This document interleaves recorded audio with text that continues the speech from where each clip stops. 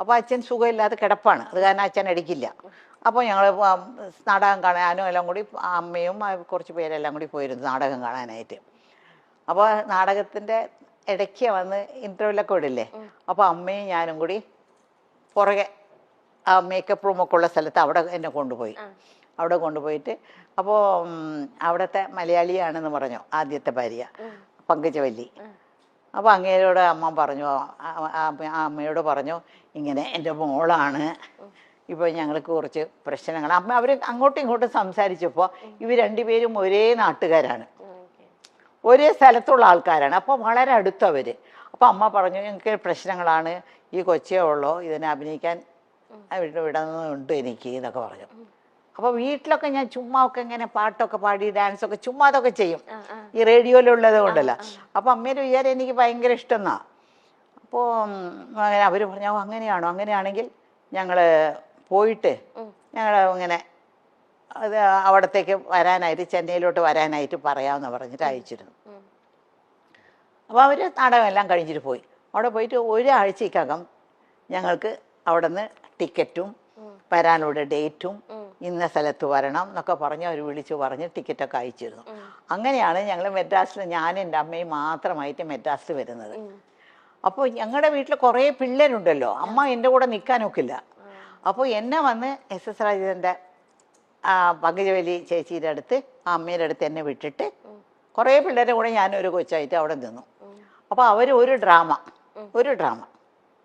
അവരൊരു ഡ്രാമ. അപ്പോൾ അപ്പോഴേക്കും ഈ വിജയകുമാരി എന്ന് പറഞ്ഞ ഒരു പ്രഗ്നൻ്റ് ആയിരുന്നു. അപ്പോൾ അവർക്ക് അവരുടെ റോൾ അഭിനയിക്കാനായിട്ട്, ഹീറോയിൻ തന്നെയാണ്, അവരുടെ റോൾ അഭിനയിക്കാനായിട്ട് എന്നെ എല്ലാം കെട്ടി 13 വയസ്സ് എത്ര വലുതുണ്ടാവും, വെച്ച് കെട്ടിയൊക്കെ ശരിയാക്കി. പക്ഷെ പൊക്കം ഉണ്ടായിരുന്നു, കാരണം ഞാൻ രക്ഷപ്പെട്ടു, ഇത്രയും തന്നെ പൊക്കം. അപ്പോൾ അങ്ങനെ നാടകത്തിൽ അഭിനയിച്ചു. റിഹേഴ്സലൊക്കെ കഴിഞ്ഞ് അവർ വീട്ടിൽ തന്നെ റിഹേഴ്സലൊക്കെ കഴിഞ്ഞ് അവർ ഒരു നാടകം, ഫസ്റ്റ് ഡ്രാമ. ഈ ഡ്രാമ കാണാനായിട്ട് MGRും അന്നത്തെ വലിയ ഡയറക്ടർ, ഇവിടുന്ന് മണിരത്നം എന്നൊക്കെ പറയുന്നില്ല, അന്നത്തെ വലിയ ഡയറക്ടറാണ് രാമണ്ണ എന്ന് പറയുന്ന ഒരാൾ, അങ്ങേരും കൂടിയെല്ലാം അവരാണ് പ്രസിദ്ധ ചെയ്തത്. നാടകത്തിന് വന്നിട്ട് ഇങ്ങനെ ഇരുന്ന് നാടകം കണ്ടപ്പോൾ MGRും അവരും പറഞ്ഞു, കോഴിപ്പെണ്ണി കൊള്ളാമല്ലോ, നമ്മുടെ പടത്തിൽ ഒരു ക്യാരക്ടർ ഉണ്ടല്ലോ, അതിന് ഇങ്ങനെ കൂടെ അഭിനയിക്കാനായിട്ട് പൊക്കമുള്ളത് കാരണം നമുക്ക് ശരിയാക്കാമെന്ന് പറഞ്ഞു. അങ്ങനെയാണ് അവർ ഞങ്ങളോടെല്ലാം സംസാരിക്കുന്നത്. പിന്നെ സംസാരിക്കുന്നതൊക്കെ അവർക്കൊരു കമ്പനിയുണ്ട്, SS രാജേന്ദ്രന് ഒരു സിനിമ കമ്പനിയുണ്ട്. ആ കമ്പനി ആ മാനേജറോടാണ് സംസാരിക്കുന്നത്. അപ്പോൾ അവിടെ സംസാരിച്ചപ്പോൾ എനിക്ക് 3 വർഷത്തിൻ്റെ കോൺട്രാക്റ്റ് കിട്ടും. 3 വർഷം പുറത്തുള്ള പടങ്ങളൊന്നും അഭിനയിക്കാൻ പാടില്ല, അവർ പറയുന്ന പടങ്ങളിലേ അഭിനയിക്കാൻ പാടുള്ളൂ. അങ്ങനെ അഭിനയിച്ചാലും പകുതി പണം അവർക്ക് കൊടുക്കണം പുറത്തുനിന്ന്. അപ്പൊ അവര് മുഖാന്തരം പോയത് കാരണം എനിക്ക് ഫസ്റ്റ് മൂവി തന്നെ 6000 rupees ആ കാലത്ത് കിട്ടി. 6000 rupees എന്നൊക്കെ പറഞ്ഞ ഇന്നത്തെ വലിയൊരു തുകയാണ്. ഞാൻ തനിച്ചാ പോയെങ്കിൽ 600 രൂപ പോലും കിട്ടില്ലായിരുന്നു. അവര് വഴി പോയി ഒരു വലിയൊരു സെറ്റപ്പിന്റെ വഴി പോയത് കാരണം എനിക്ക് 6000 rupees കിട്ടി. പിന്നെ ആ 3000 രൂപ ഉണ്ടല്ലോ എനിക്ക് കിട്ടേണ്ട, അവർ 3000 രൂപ എടുത്തു, എനിക്ക് 3000 രൂപ. ഞങ്ങൾക്ക് അമ്മയുടെ, എനിക്കൊന്നും അറിയില്ല, ഇതൊക്കെ അമ്മയാണ് കഴുത്തിടുന്നത്. ഞാൻ മേജറല്ലല്ലോ, കഴുത്തിടുന്നു മേടിക്കുന്നു ഒക്കെ അമ്മയാണ്. അപ്പം ഞാൻ അമ്മയോട് ചോദിച്ചേ, എനിക്കൊരു ആഗ്രഹമുണ്ട്, എനിക്ക് എന്തെങ്കിലും തരണം, ഇതിൽ നിന്ന് എന്തെങ്കിലും തരണം എന്ന് പറഞ്ഞു. അമ്മ പറഞ്ഞു ശരിയെന്ന് പറഞ്ഞു. ഒരു 50 രൂപ എടുത്തു കൊടുത്തു, എനിക്ക് തന്നു. ഞാൻ ഉടനെ കടയ്ക്ക് പോയിട്ട് ഒരു ഗ്രേപ്പ് വാട്ടർ മേടിച്ചു. ഗ്രേപ്പ് വാട്ടർ എന്നറിയാമോ, ഈ പിള്ളേർക്കൊക്കെ വയറ്റുവേദനയൊക്കെ വന്നാൽ ഒരു മധുരമുള്ള സാധനം കുറച്ചായിട്ട് ഇങ്ങനെ കൊടുക്കും. ഒരു ചെറിയ ടീസ്പൂൺ, ഒരു 1/2 ടീസ്പൂൺ കൊടുക്കും. വയറ്റുവേദന വന്ന് പിള്ളേർ കരയുമ്പോഴേ, കൊച്ചു പിള്ളേർ. അപ്പോൾ ഞങ്ങളെ വീട്ടിൽ എപ്പോഴും ഗ്രേപ്പ് വാട്ടർ ഉണ്ടാവും, പക്ഷെ ഞങ്ങൾക്കെല്ലാം തരത്തില്ല, ഏറ്റവും അവസാനത്തെ കൊച്ചിനെ കിട്ടത്തുള്ളത്. അപ്പോൾ ഞാൻ ആ സ്പൂൺ എടുത്ത് നക്കി നോക്കുമ്പോൾ എന്തൊരു മധുരമാണെന്നൊക്കെ തോന്നും എനിക്ക്. ആദ്യമായിട്ട് എൻ്റെ കാശിൽ ഞാൻ മേടിച്ച ഒരു ഗ്രേപ്പ് വാട്ടർ ബോട്ടിലായിരുന്നു. എന്നിട്ട് ഇത്രയും വലിയൊരു ബോട്ടിൽ 50 രൂപയ്ക്ക് കിട്ടി. അത് എടുത്ത് ഇങ്ങ് കുടിച്ചു. ആരും പിള്ളേരൊക്കെ കണ്ടാൽ കിട്ടില്ലല്ലോ, ഒരു വാതിലിൻ്റെ പുറകെ പോയി നിന്ന് കുടിക്കുന്നത്. പകുതി കഴിച്ചപ്പോൾ അതിലൊരു ലഹരിയുണ്ട് ആ ഗ്രേപ്പ് വാട്ടറിൽ. പകുതി കഴിച്ചപ്പോൾ തന്നെ എനിക്കൊരു മാരിയായി, മത്ത് പിടിച്ച് തലയൊക്കെ ഒരു മാരിയായി.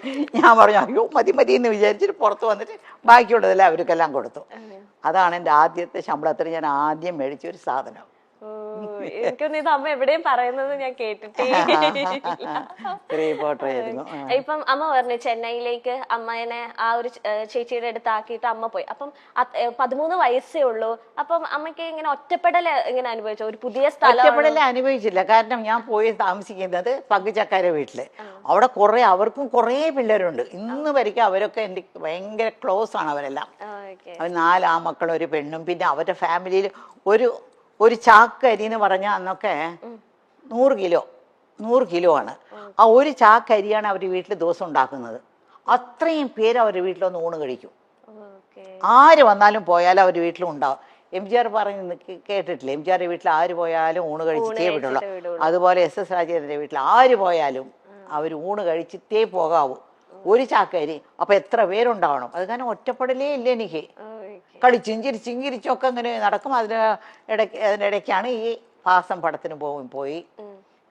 അങ്ങനെ പോയപ്പോൾ പിന്നെ അപ്പോഴാണ് പാസത്തിൻ്റെ ഇത് ആദ്യത്തെ ദിവസം ആ നാടകത്തിലൊന്ന് ആലോചിച്ച് നോക്ക്. ആദ്യത്തെ നാടകത്തിൽ തന്നെ എനിക്ക് MGRന്റെ പടം കിട്ടി. അപ്പോൾ MGR ഷൂട്ടിംഗ് ആണ്. വാഹിനി വിജയ എന്ന് പറഞ്ഞ വലിയ സ്റ്റുഡിയോ ഉണ്ട് അവിടെ ആ സ്റ്റുഡിയോയിലാണ് ഷൂട്ടിംഗ് നടക്കുന്നത്.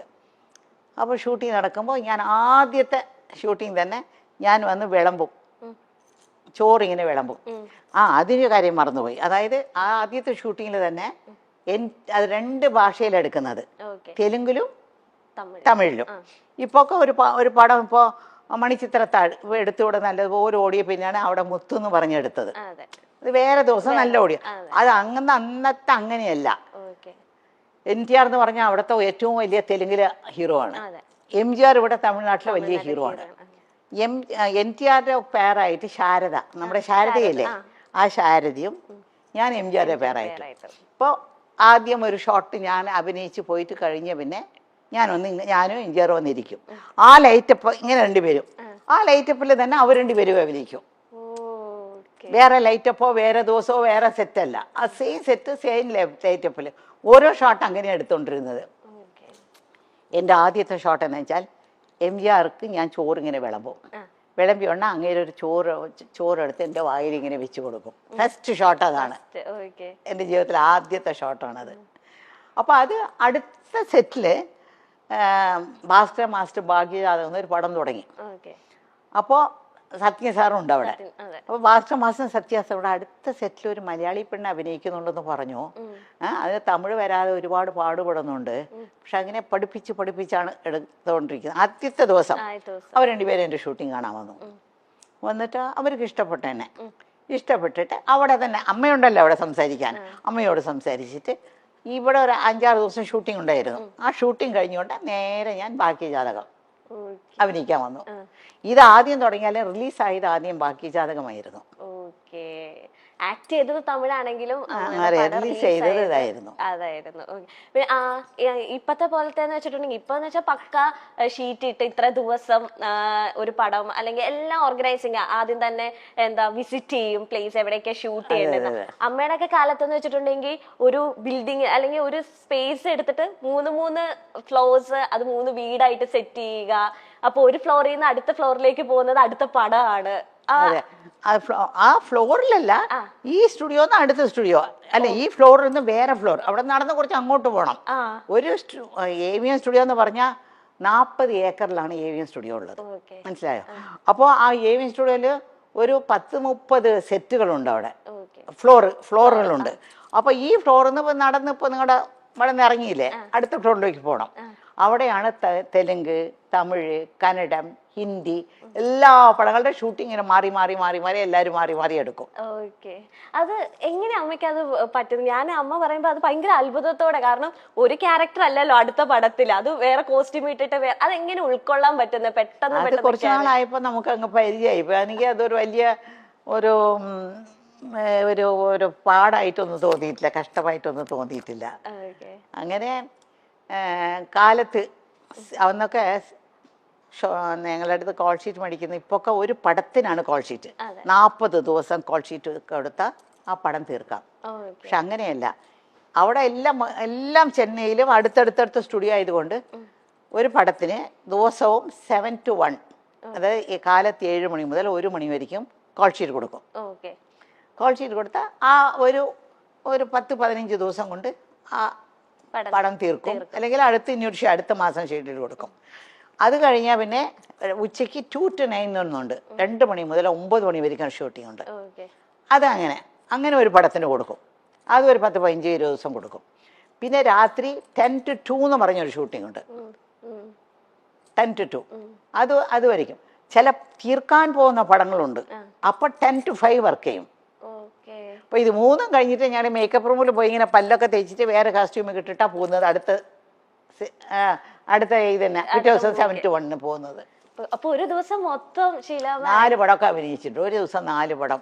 ഇപ്പൊ രാവിലെ നോക്കിയാ ഷീലാമ്മ, ഞങ്ങൾ അന്ന് നസീർ സാറിന്റെ നായികയായി കാണുമ്പോഴും ഇപ്പൊ കെന്ന ഷോയിൽ വന്നിരിക്കുമ്പോഴും സൗന്ദര്യത്തിന്റെ കാര്യത്തിൽ ഷീലാമ്മയെ കടത്തിവെട്ടാൻ ഇവിടുത്തെ ഒരു നായിക നടിക്കും സാധിക്കില്ല.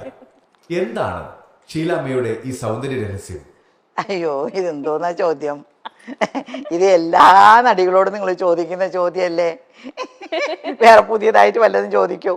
എനിക്കത് അന്ന് നല്ല സൗന്ദര്യമൊന്നും ഇപ്പോഴില്ലെന്ന് എനിക്ക് നല്ലപോലെ അറിയാം.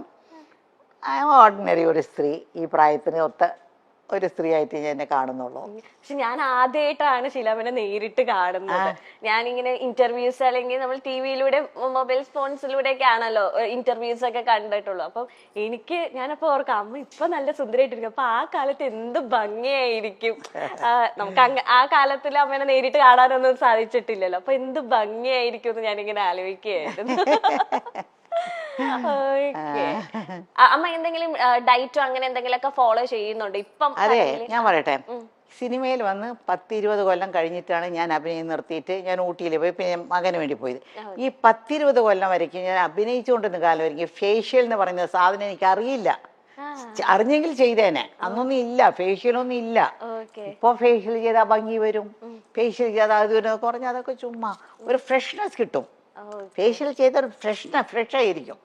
ഒരു കല്യാണപ്പെണ്ണ്, ഇപ്പോൾ കല്യാണപ്പെണ്ണിൻ്റെ അമ്മയും കല്യാണപ്പെണ്ണിൻ്റെ അച്ഛനും എല്ലാവരും ഫേഷ്യൽ ചെയ്ത് എന്തൊക്കെയോ മുഖത്തൊക്കെ ഇട്ടിട്ട് അങ്ങനെയല്ലേ. പക്ഷേ ഞങ്ങൾക്കൊന്നും ആ കാലത്ത് അത് ഇല്ല. ഇതിൻ്റെങ്കിൽ ചെയ്യുമായിരുന്നു. അതെനിക്കറിയില്ല, ആ സമയത്തൊന്നും ഞങ്ങൾ ചെയ്തിട്ടില്ല. സിനിമയൊക്കെ അഭിനയിച്ച് വീട്ടിൽ ചുമ്മാതിരിക്കുമ്പോൾ വേറെ ജോലിയൊന്നും ഇല്ലാതിരിക്കുമ്പോൾ ഇവരൊക്കെ കൂട്ടുകാരികളെല്ലാം ഫേഷ്യൽ ചെയ്യാനായിട്ട് ബ്യൂട്ടി പാർലർ പോകുന്നുണ്ടോ, എന്നാൽ നമുക്ക് സുന്ദരിയാവാന്ന് പറഞ്ഞ് പോയി ചെയ്തിട്ടുണ്ട്.